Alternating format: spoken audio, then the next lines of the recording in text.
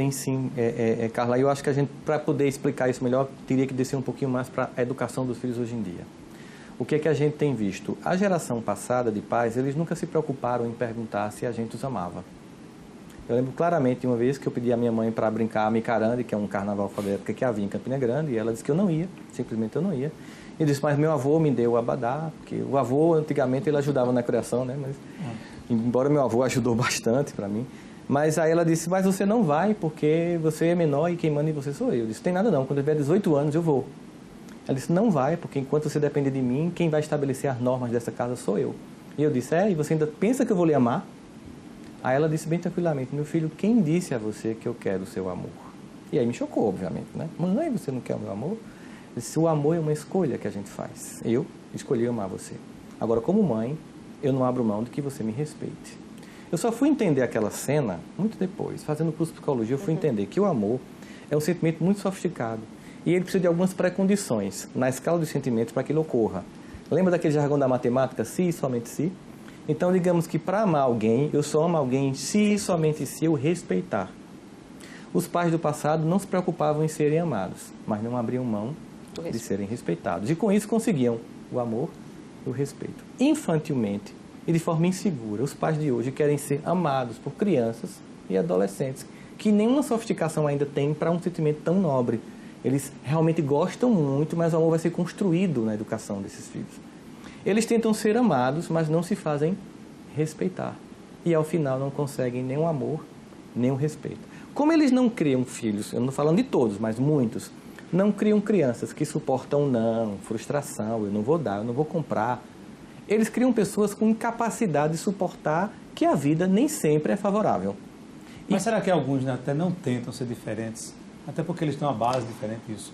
Mas não conseguem, por conta do mundo atual, desse mundo que a gente vive, dessa relação com esse mundo de consumo que a gente vive. Anchieta, eu sei que existe essa pressão lá fora, mas se a gente não decidir que vou pautar a minha família por um valor que eu acredito, a gente termina sendo dominado por esse coletivo. E aí a gente teria um discurso que é impossível reagir a isso. E não, é possível reagir.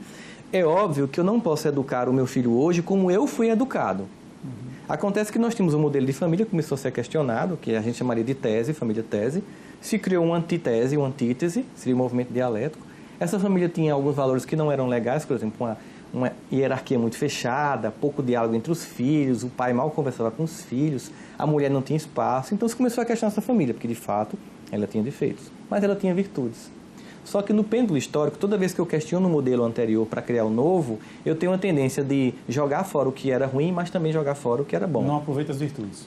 Como a gente sempre diz brincando no comparação, é que como se desse um banho no menino, uma banheira, e depois fosse jogar água suja fora e levasse o menino junto, jogasse fora o menino. Então, aquela família hierarquizada eu abri mão. Aí eu vim para uma família que era repressiva, mas eu criei uma família permissiva. E hoje, a gente também está vendo que esse modelo não está lá, essas coisas. Houve ganho? Houve. Há uma democracia nas relações, a mulher tem mais espaço para poder no lar, os filhos têm diálogo com os pais, mas se perdeu o respeito. Então, a família síntese, que é a família antiga, tese, a família antitese, vamos para a família síntese, nesse movimento dialético, é uma família em que eu mantenho essa democracia familiar que foi conquistada, é muito bem-vinda, a criança poder se expressar, mas eu trago de volta o respeito, a disciplina, a norma, as frustrações, que eu não posso dar tudo que você quer, mesmo que eu possa. Eu, como um pai, como uma mãe que quer educar, eu evito para que você suporte. Um exemplo claro é que, por exemplo, tudo é muito pronto hoje. Você, da minha geração, Cita, sabe que para a gente comer uma pamonha era todo um dia no milharal, catando, depois descabelando, os homens iam, era até uma coisa divertida. Depois a gente cortava, moía com moinho à mão. E 5 da tarde era um ritual familiar inteiro em que a gente comeria a pamonha. A gente passa hoje na padaria e compra pronta. Então, por exemplo, pegar um filho em casa para fazer um bolo é uma boa experiência de trabalhar com ele a resiliência, Carla. De você chegar, vamos fazer o bolo. Bom, em vez de comprar pronto, aí começa, faz, ele vai ver o esforço que dá, a mão que machuca, o tempo de esperar. Tá pronto? Não, tem que esperar esfriar. Ele passa mais ou menos umas 4 horas para comer um bolo. Aquilo é uma experiência rica dele esperar o tempo. Nós temos uma geração ansiosa. E essa geração ansiosa e pouco resiliente, ela tenta tamponar essa falta de afeto, porque se eu não respeito meus pais, eu termino não amando meus pais. E eu vou para relações fragilizadas, inclusive namoros fragilizados. E aí você vê uma jovem acaba o namoro e se suicida. Veja que incompetência emocional. Que filha que você criou com tanta incapacidade de suportar a frustração, que é a primeira vez que acaba uma coisa. Em vez de ouvir Pablo, né? E chorar, e depois reviver, né? A pessoa vai e se mata. Quer dizer, a gente simplesmente fazia isso. Ouvia uma músicazinha, chorava, ficava triste, né? E continuava a vida. Agora as pessoas não podem ter um prejuízo que se destrói. As pessoas não se dão mais ao trabalho de roer um pouco, né? Exatamente, não se dão